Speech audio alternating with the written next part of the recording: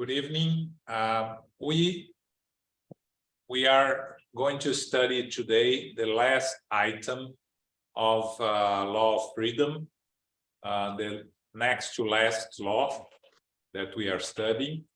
And this is a theoretical explanation by Kardec of the motive behind human action, basically talking about free will and fatalism, which is what we studied in this chapter. Okay, it's a long explanation. We are going to break in 3 parts so we can analyze each of them separately and more in depth. Okay, Philip, can you read for us? Thank 872. you. We may summarize the question of free will as follows. Human beings are not inevitably led into evil.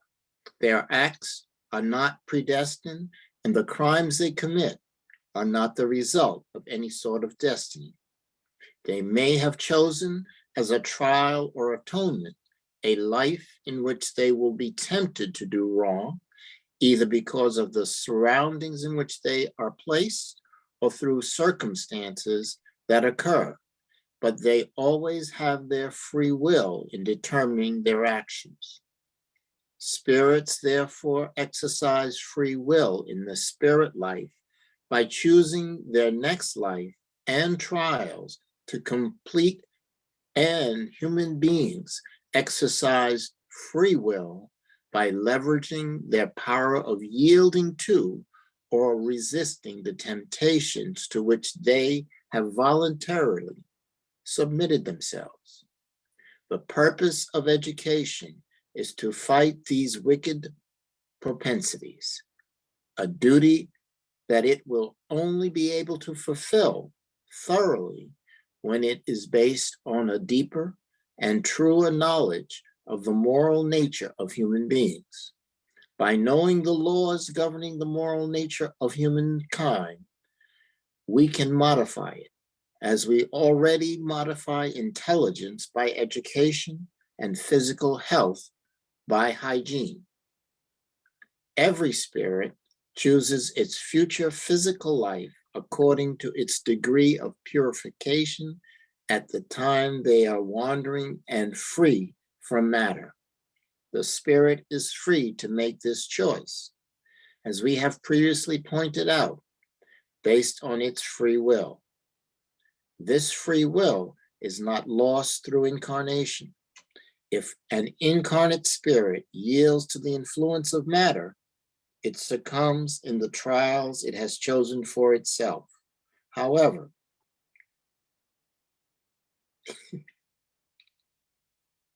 the spirit can call out for God's guidance and the support of good spirits for strength and assistance.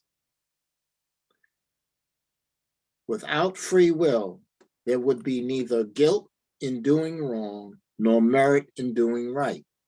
This concept is so well recognized that the world always assigns blame or praise of any deed to the intention, that is, the will of the person committing the act, with will simply being another word for freedom.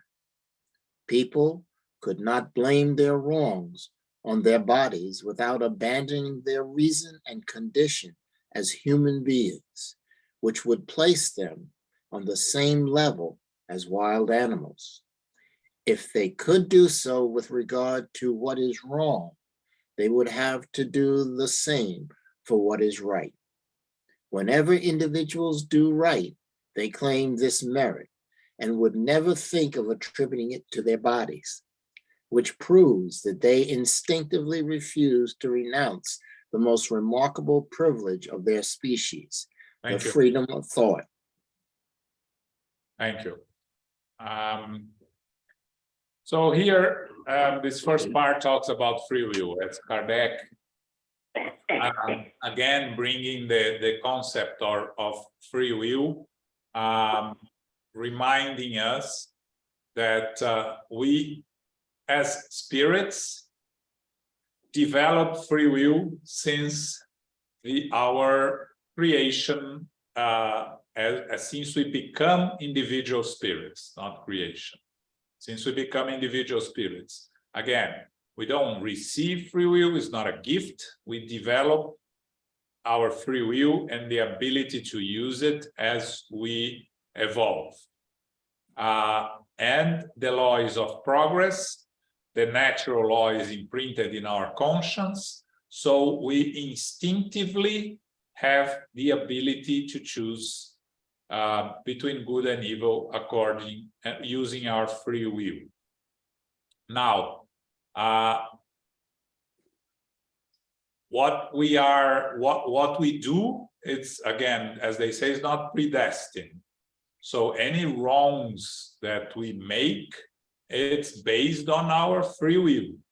Now, the knowledge of what we are doing and on making the mistake is what is going to cause the consequences that may be more challenging or less challenging according to our knowledge and degree of evolvement.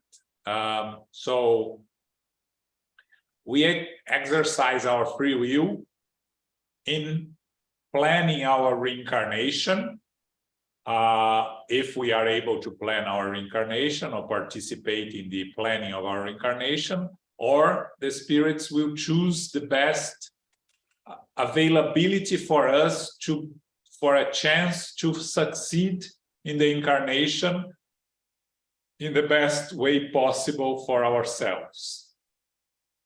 We are going to come here with trials and atonements. Again, trials as challenges for us to learn to evolve, atonements, consequences of our errors in the past that we have to repair. And we bring to an incarnation both trials and atonements. And according to our free will here is on how we face those challenges is what's going to give us the merit or not of progressing. So that's basically the concept of free will. Remembering that we have free will as a spirit, so it doesn't matter if we're incarnated or discarnated. We have free will there and here. But when we are incarnated, when we have a physical body that brings us needs and wants, the free will, of course, the physical body acts on the influences, the decision that the spirit, many decisions that the spirit makes. But what Kardec leaves it clear for us here is that it's not the physical body that makes the decision. It's always the spirit. It could be influenced by the needs of the physical body, but again, it's the spirit. So that's when he says that, you know, when we do right, we claim it's us. When we do wrong, we blame our physical bodies. That doesn't work. So that's the concept again. What Kardec explains to us about free will, the resume he makes about free will. Okay, any questions or doubts on free will? So then we move again to fatalism.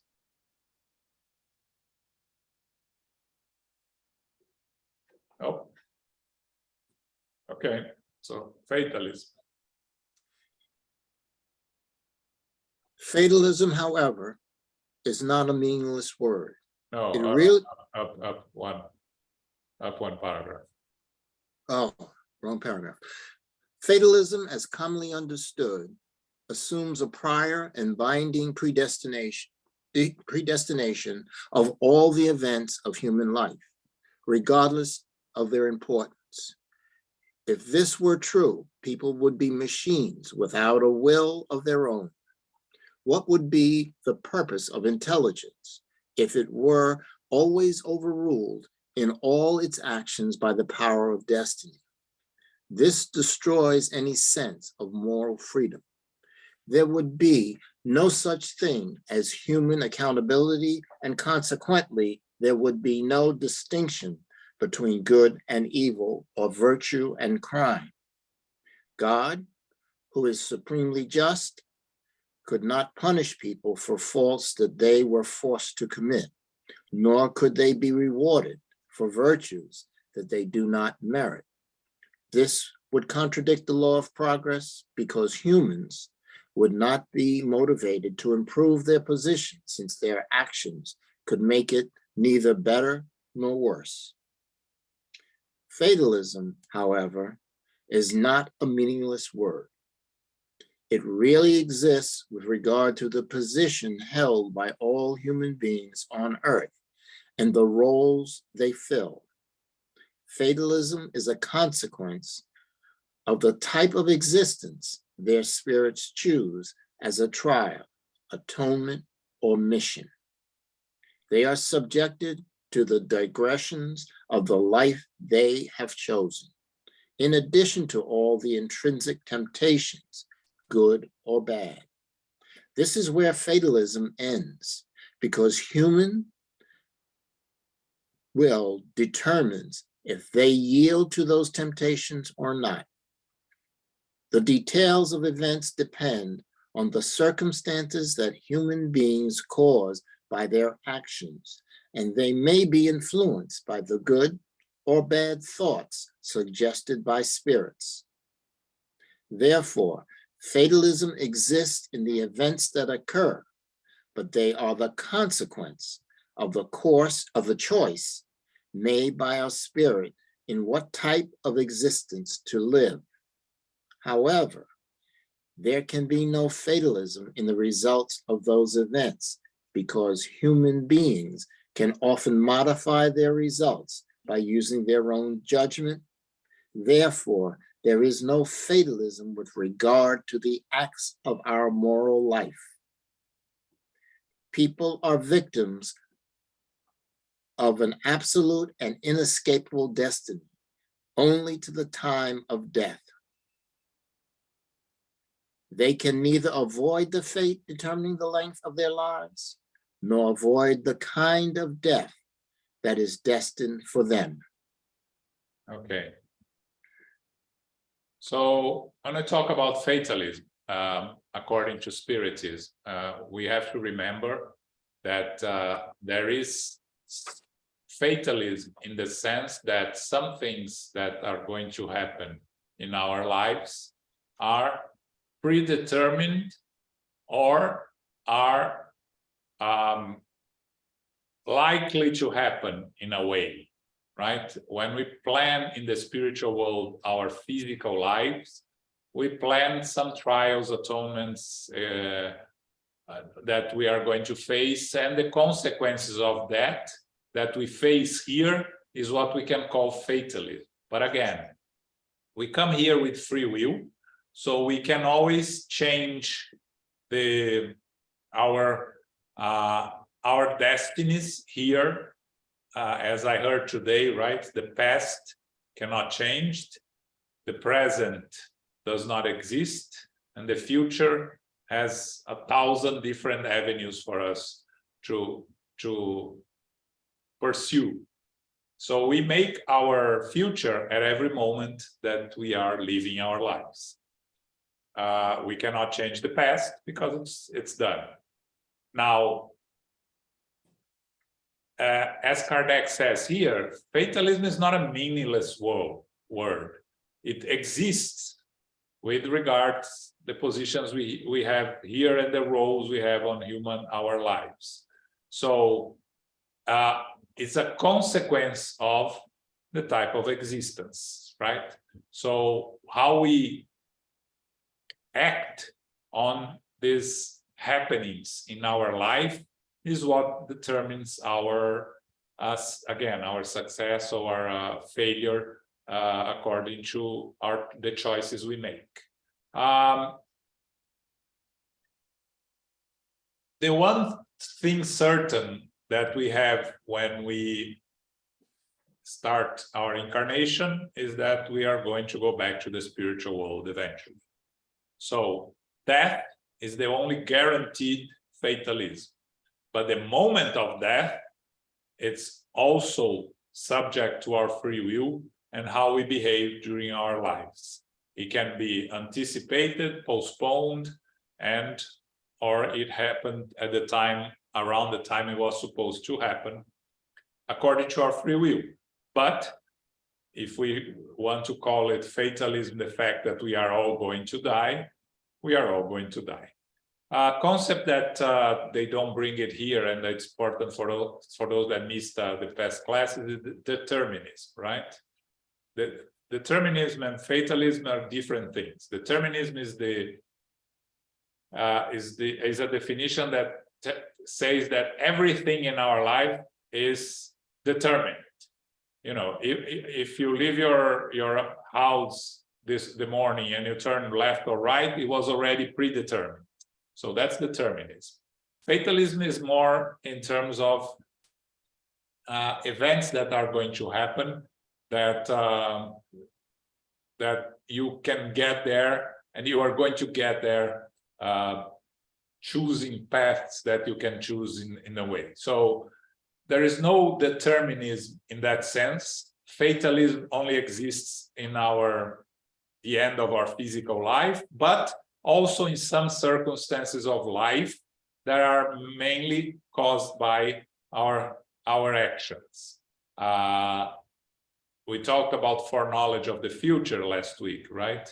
So if you are looking at someone following a path that most likely is going to lead to that person to a result, you can call that result fatalism, but there's no guarantee that is going to happen if the person changes their path or decides to change the route they are taking. So it's important to reinforce here, Kardec is reinforcing the concepts of fatalism and how Spiritism understands it. Okay? Questions here? Okay, last part. According to common belief, human beings derive all their instincts from themselves. These instincts proceed from their physical bodies, for which they are not responsible, or from their own nature, which would provide them with an equally valid excuse for their imperfections. If such were the case, they could rightly claim that it is through no choice of their own that they are what they are. Spiritism is undeniably more moral. It admits the free will for humans in all its fullness, and in telling them that if they yield to a vile suggestion made by another spirit when they do wrong, it makes them fully accountable for their actions. It recognizes their ability to resist contemptible suggestions, which is easier than fighting their inherent nature. Accordingly, Spiritist theory dictates that no temptation is irresistible. People can always ignore the invisible voice addressing their inner consciousness, just as easily as they can ignore a human voice. They can always withdraw from the suggestions tempting them to do wrong by exerting their will against the temptation. They can ask God to give them the necessary strength and call out to good spirits for help. This is what Jesus taught us in the Lord's Prayer when he told us to recite, "And lead us not into temptation, but deliver us from evil." This theory of the cause of human action is the natural conclusion of all the teachings the spirits offer now. It is not only sublime in terms of morality, it also greatly enhances the self-respect of human beings. It shows them that they are free to escape the shackles of an obsessor, as they are to close the doors to their houses to unwelcome intrusions. They are not machines powered by an impulse that is independent of their will. Rather, they are beings capable of reasoning and possess the power to listen, to compare, and to choose freely between two different suggestions or recommendations. We should add that individuals are not deprived of their initiative when receiving advice. What they do is of their own volition because they are still spirits, although incarnated in a physical envelope. And as human beings, they still maintain the good and bad qualities they possessed as spirits. The faults that we commit are rooted in the imperfection of our spirit, which has not yet developed the moral superiority it will acquire over the course of time. Despite this fact, the spirit is still in full possession of its free will. The purpose of corporal life is to purge all the imperfections of our spirit through the trials we endure. It is precisely these imperfections that weaken us and make us vulnerable to the influence of imperfect spirits. They take advantage of our weakness when they try to make us fail in our task. If we are victorious in the struggle, our spirit is elevated. If we fail, our spirit remains as it was, no better and no worse. However, the unsuccessful attempt will give way to a new attempt, which is a repetition of the same trial that may delay our advancement for a very long period. As we improve, our weakness diminishes and we give less and less power to those who would tempt us to wrongdoing. As our moral strength increases constantly, low-order spirits cease to act upon us. All incarnate spirits, whether good or bad, make up the human race. As our planet is one of the most backward worlds in the universe, there are more bad spirits than good ones, and perversity is widespread. We must do our utmost not to have to return to this world after our present sojourn, and to deserve admission into a higher world, one of those privileged worlds where goodness reigns, and where, once we get there, our time in this lower world will only be a brief, vague memory. We can only wish, right? So here Kardec brings what Spiritism brings to us, right? He first talks about the common belief that we have our instincts derived from ourselves and our physical body, and that gives excuses to blame the physical body. And Spiritism, as Kardec says here, is undeniably more moral, because it teaches us that free will for humans are to the full extent, and we make the choices according to our free will. And even here, when other spirits are trying to influence us to do wrong, we are still responsible for our actions because of our free will. We have the ability to resist suggestions from other spirits.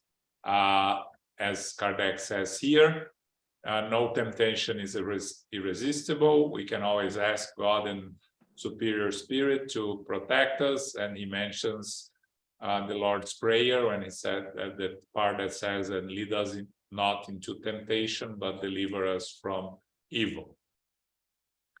And then he concludes that Spiritism brings to us the idea that we are all independent spirits working on our improvement, that we are not machines, but we are beings capable of reason, may be able to choose between different options.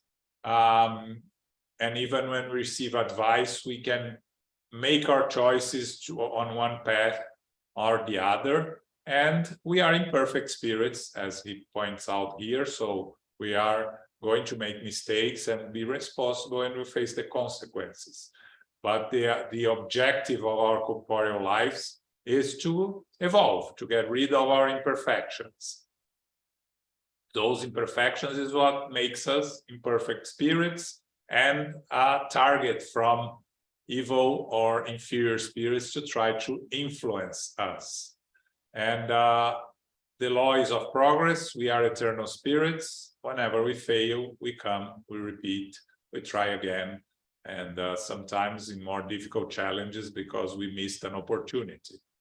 But as we evolve and our moral strength increases, the spirits will be less influential on us.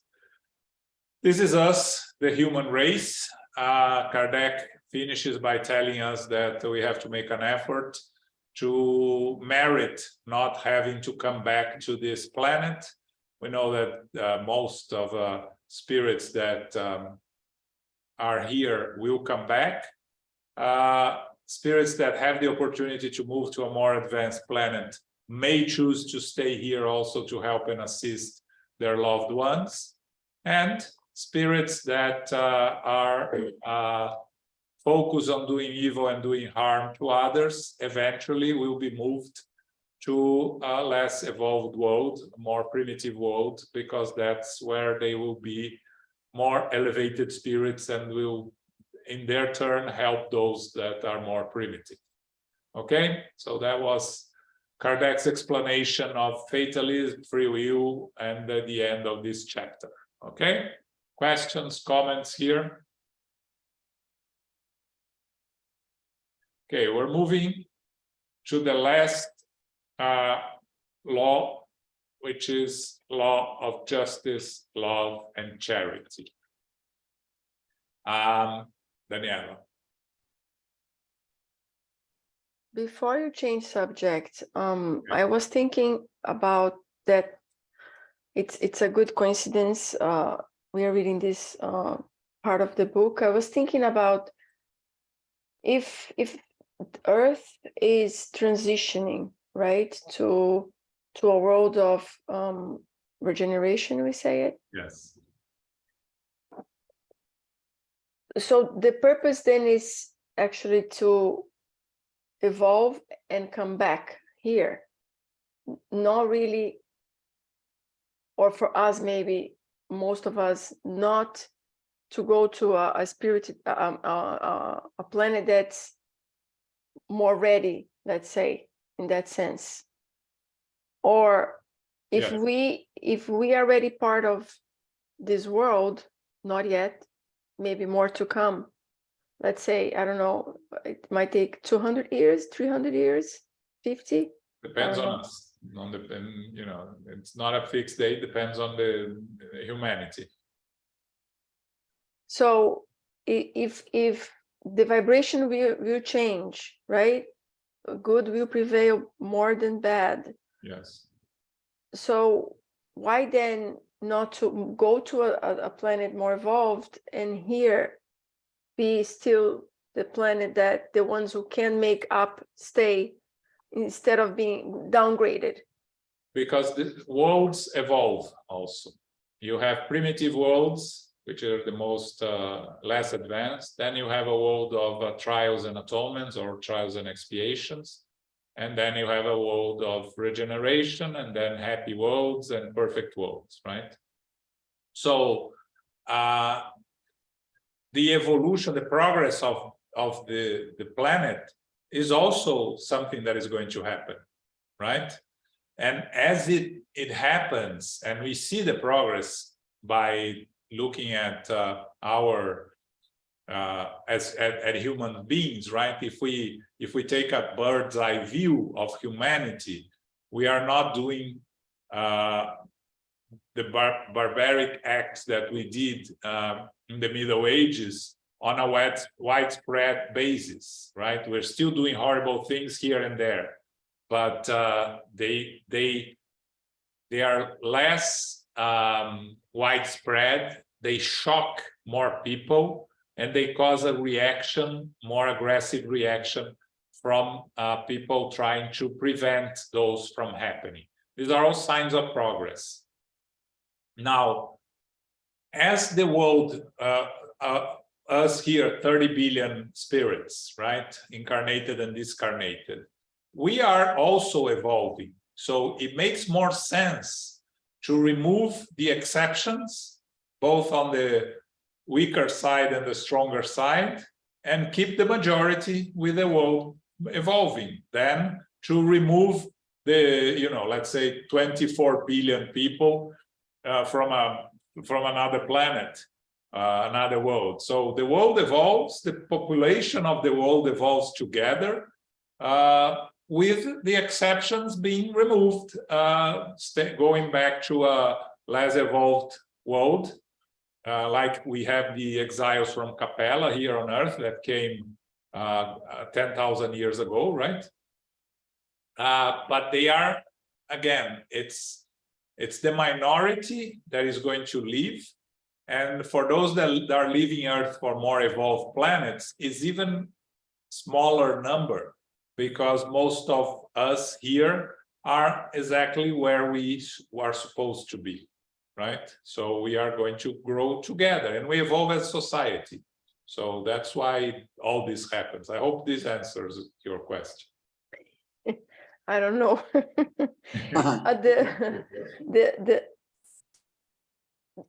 The last part of the answer talks about our weaknesses, right? How easy it is to be influenced by low vibration spirits because they know where our weaknesses are, and that's where they take advantage of. Yeah. Now, we don't even need to go that far to see our weaknesses being manipulated like every day, right? Just get your car and go and drive. Yes. So you see everybody speeding, and then why you are not going to speed as well? If you see everybody cutting, doing something wrong, cutting a line of so, and then most of everybody is going to do the same. I'm just giving like the most ridiculous like example, right? Getting your car driving, not talking about even other things that are more serious. But so one of the characteristics of us as imperfect spirits, and the vast majority of us here on Earth, we are followers. Say that again. We are followers. We're not leaders. Mm-hmm. So the same way that you drive like everybody else is driving, so you speed, you cut. If you go to a country where everybody respects the laws of traffic, you are very likely going to respect also, because we are followers. We are not, you don't want to do what's wrong. You're just, because the others are doing, then you're fine with doing it. But you don't do it because you want to do it, because you just follow. So the majority of us here, the imperfect spirits that are still causing harm to others, they are following someone. So these are spirits will still have opportunities to come back here. Now the spirits, the leaders that are causing harm to others, the ones that have a following and that are causing the suffering of humankind, these are the ones that are going to go to a more primitive world. That's, when you talk about the difference between goodness and evil, we could say that nowadays, I don't know, if you want to just throw a number, let's say 40% of spirits here on Earth are trying to do good, and 60% are not trying to do good. So when we go to a world of regeneration, it's the other way around. 60% are trying to do good, 40% are not trying to do good. But because most of us are followers, by the examples of positive examples that we see, we are going to start following, because our moral conscience tells us to do it. We just don't do it because we are lazy or because nobody's paying attention, and we'll do it because we can get away with it. When we start to see everybody doing right, we are going to start doing right first, not to be outside of the rules, and then you become a habit and it will become part of who we are. That's how we change, right? So these are the majority of us here on Earth followers, okay? I think that's the core of my point. You touched it. So if for the ones who are already at least self-aware, right, of the changes, or paying attention a little bit more, like having to drive with people honking behind you and cursing at you because you don't take the speed lane, wouldn't be easier or make more sense to go to the world in which is 60 better, 40 worse, so we would be following the better side of it instead of struggling so much? Because and then there is this 60 majority that's so bad that we have to, it's more painful or Yes. daunting. As a group, the minority is going to be downgraded. Is that a certain number, like a minority? Are we sure? Can you hear me? Yes. Yeah. So as we just heard on a talk today by the spiritual speaker, there is two types of migration, right? There is the individual and there is the group, right? Collective. The collective.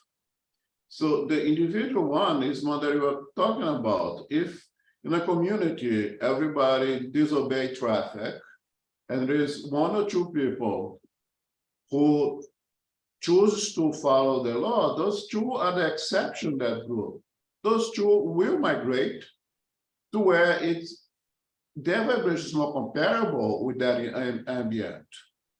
So those two individuals have a choice. They have a choice to go to a higher world, or they may choose to stay here and teach us. That is individual. Now, the collective is the law of average. In a community where, 85% of students obey the laws of traffic, it means that this planet or this community is not ready to move up to the next level of moral progress. Because we talk about the earth is changing. No, we are making that change. The collective, the majority is making the changes, making that transition. It's us evolving with the assistance of higher spirit to come here to teach us, but then comes the free will that we may choose to follow them or not. Since we are mostly followers, some will choose to follow those individuals, but as we see today, there are some who choose to follow the other way around, the Antichrist, so to say. So it's the law of the average, of the majority, that make this collective transition. But individually, those who stay so high above the rest, they will have a choice to move to a higher world, because you're right, otherwise they will be wasting time here. They may choose to stay to help us. Mhm. Okay, it's kind of, may I? Sure. Go Yeah, ahead. Yeah, this is difficult, let me tell you. This is difficult. Okay, we have a rate of progress at the level of dimension, and we have a rate of progress at the level of individual spirit. Yes. Those who surpassed the parameters of the current dimension will reincarnate in an advanced dimension. Those who are not measuring up to the parameters of this dimension will reincarnate in lower dimensions. Am I correct? Correct, but Okay, now, yeah, hold on. Okay, I got it. Let me see. all right, My finish. position is that if this dimension is itself gradually progressing, so if I stay in this dimension, eventually I'm going to end up in a perfect world in this planet Earth. Yes. Yeah, I don't so, have to move anywhere else. yeah, so the only caveat is that in general, when let's say that in this period of transition, I cannot make up the grade to stay on the planet of regeneration. I have to go to where I have a great affinity. I will go to a world in which I will be kind of above the average. So I can bring progress to them. Even in my complete ignorance that I cannot make the grade to stay on the planet of regeneration, wherever I'm gonna end up, I will At a have lower the dimension. opportunity to be somewhat above average to help them to progress. Okay, yeah, Then that's again good. comes the free will. Am I going to do it or I'm going to explore the situation? Right? Yes. Yeah, yes. Someone, the one that's not gonna measure up to the dynamics of this dimension are going to reincarnate in a dimension that is less than this one, but at the same time, since they're coming from this one, they are in a far more advanced stage than the ones it's coming into. Yes. One example that is clear that we can all understand the pyramids, right? We didn't have any technology to build the pyramids. We still don't know how they were built. These were spirits that were intellectually more evolved, but not morally, because they were here. Earth that 5,000 years ago was much less evolved than we are. But you see that if you look at the pyramids, there are those that believe in ETs that say that the pyramids were built by ETs, right? They are partially right. It's not ETs in the sense that they imagine coming with a flying, unidentified flying object, but just spirits that were not originally from Earth, incarnating on Earth, bringing the knowledge of their worlds that they come from, in the case Capella, and using their intellectual abilities here to help humanity progress. Now, why do the Egyptians have so much focus on preserving the physical body, mummifying the bodies, and preserving the possessions that the pharaohs had when they died? Because on their incomplete knowledge of us as eternal spirits, they were thinking that they were going back to a better place. They didn't know what the better place was, but it was the place they came from, the more evolved planet they came from, and they thought that they had to go with their physical body that they had here, right? Without understanding the concept of a spirit. So I think it's the clearest example of how the intellectual progress help us move forward, right? I was hearing this week about the Phoenicians, right?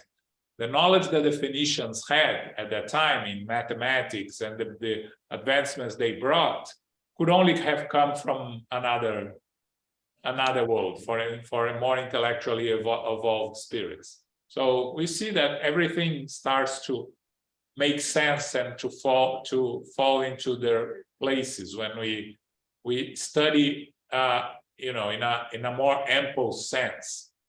The problem is that we live here and now, and we see all these barbarics happening around us, and many of us that do not have the ability to understand us as eternal spirits and the evolution of the world will think that we're going backwards, that we are not progressing. We're just giving the last opportunity for hardened spirits to change their minds to stay with us, or failing and then leaving the planet and going to a less evolved world. Okay? Okay.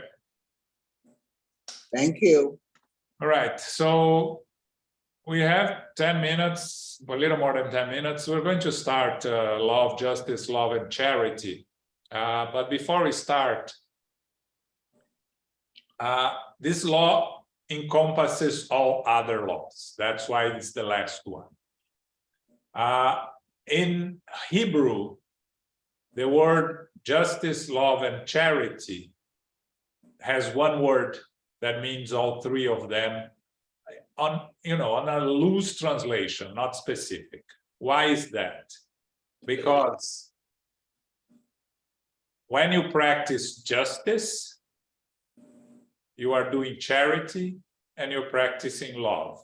Again, true justice, right?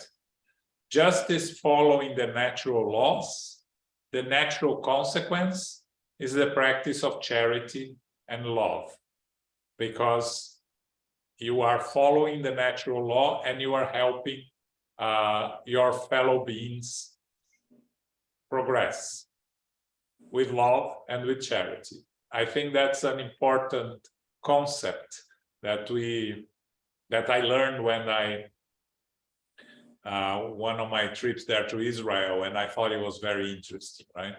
So again, it's not that justice, love, and charity is one word, but there is a word in Hebrew that means justice, love, and charity, a natural consequence, one of the other, which I think it's a very interesting concept. Okay, so let's see if we do a couple of those questions. You are mute, Philip.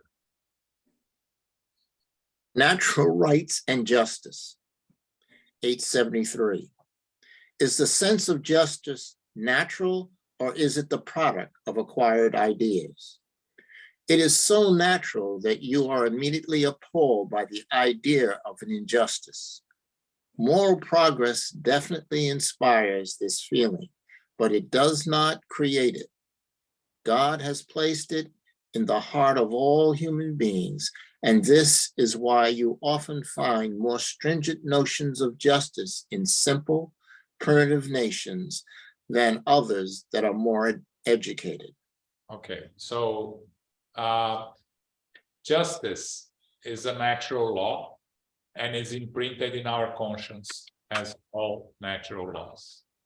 So we all bring the innate idea of justice according to our evolutionary path. Now, when we rationalize, when we think about it, when we start being influenced by our life, is when this concept of justice may deviate from the true justice, the natural justice. But if you think of a person that is completely selfish, only think about oneself, even that person has a concept of justice according to their own limitations, but they will see injustice happening and they won't care about it because they only think about themselves, but they recognize injustice. So this is something that we all have. The more instinctive we are about justice, the more close we probably will be to the natural justice, God's justice that is in our conscience. Now, as we evolve, we start using the concepts of justice according to our level of evolution, and we may distort it, and we may apply to some and not to others. We may trap ourselves according to our preconceptions and our prejudices two concepts of justice that are not real justice. But the sense of justice is natural. As Kardec asked the question, is not something that is imposed on us. We all have a sense of justice that can be distorted as according to our ideas. Okay? All right. 874. Yeah. If justice is a law of nature, why do people understand it so differently? How can the same thing be just to one person, yet unjust to another? It is because your passions often mingle with this sentiment and corrupt it, as they do with most natural sentiments, causing you to see things from a false point of view. Okay, when we are judging, again, judging here, not in the concept that of things that we judge all the time, every day, right? Everything that happens to us, we are judging, analyzing and judging. Of course, these judgments are impregnated with our concepts. So for my concepts of justice are different from my neighbor, from Elmo, from Rogério that is here. You know, we all have different concepts of justice that they may be very similar if we, you know, you have the same level of evolution, the same way of seeing the world, but it's not going to be 100% equal because we have different experiences, different levels of evolution. Our passions influence the sense of justice, right? Something happens to, when you are emotionally evolved with something, your sense of justice may differ from your sense of justice if you see something from a neutral point of view. Okay, that's a concept for us to think about. So according to our imperfections, of course, when someone does something wrong to us, we are going to judge it more harshly than when the same person does something, the same thing to another person that we have no personal interest, right? Because it doesn't, because of our imperfect nature, what affects us becomes more important to us than what happens to others. As we evolve and as we become more evolved spirits, these differences between how we judge things that happen to ourselves and to others starts to diminish until it disappears completely when we become perfected spirits. It doesn't matter, you know, if you do to me or to other, the sense of justice is the same.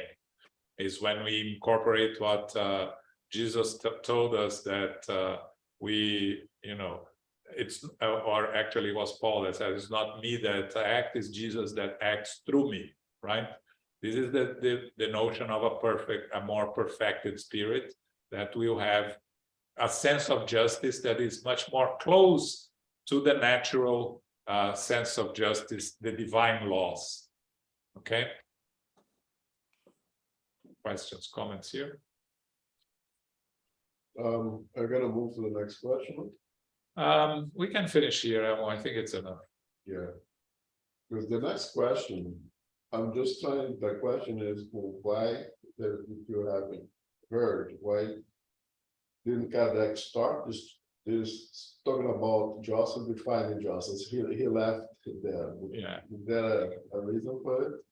You know, Kardec always says, why? You're talking about justice, what is justice? yeah.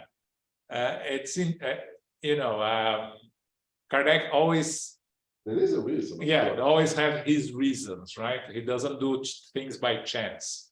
But I don't know exactly, and I actually will think about that for next week. You know, I'll investigate on that because I think it's a very good question. The next question is, how should we define justice? Shouldn't this be the first question of the topic? Makes sense, right? But it's not. And again, Kardec doesn't do anything by chance. Everything follows an order. So, you know, he thinks that the other two questions are more important, and I'm going to go deeper into those two and think about it, and I'll answer next week. Okay. Any additional comments, questions? One thing, human justice and divine justice are not the same thing, right?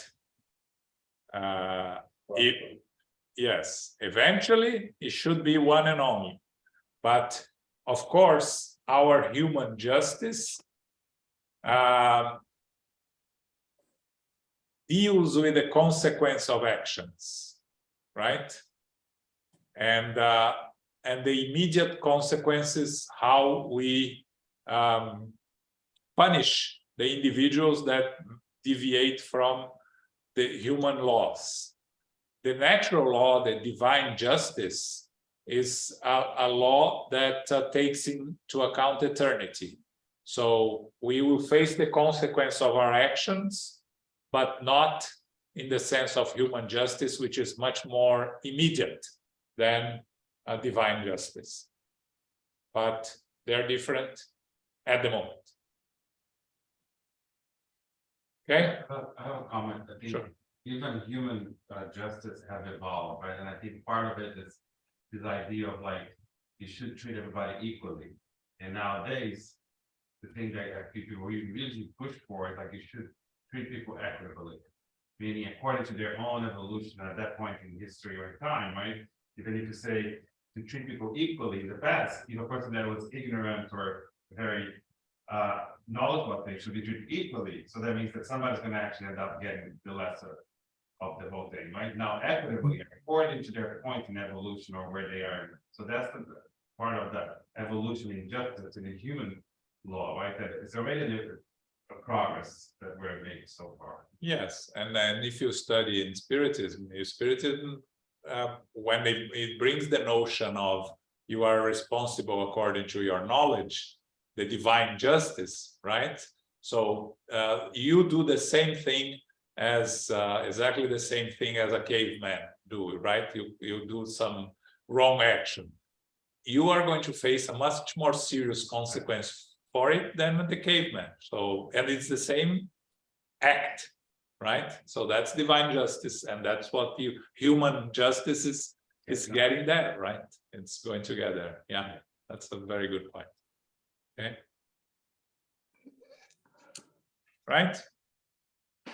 Okay, so we stop here. So this Saturday we have a lecture by Alba Morales.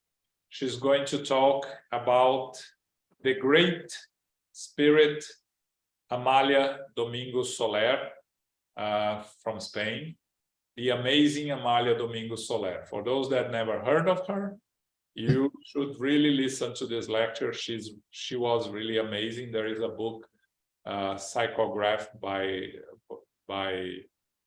forgot the name, that brings her Memoirs of Father Germain, which is by the spirit of Amalia Domingo Soler, which is a beautiful book. So you're all invited to check this Saturday at 10 a.m. Okay. The symposium we're already announcing, it's going to be in September in Portland, Oregon, last Sunday of September. Registrations are open. If anyone wants to go to Portland in Oregon to visit, know the city, and to be part of the symposium, this is the 17th US Spiritist Symposium. Okay. The book club, we just started a new book called Prelude to the Divine Kingdom, and they are going to discuss chapters 1 and 2. Okay, it's a book by the spirit Amélia Rodrigues through the psychography of Divaldo Franco. And this Sunday, we are back to the book Between Heaven and Earth that we started last month.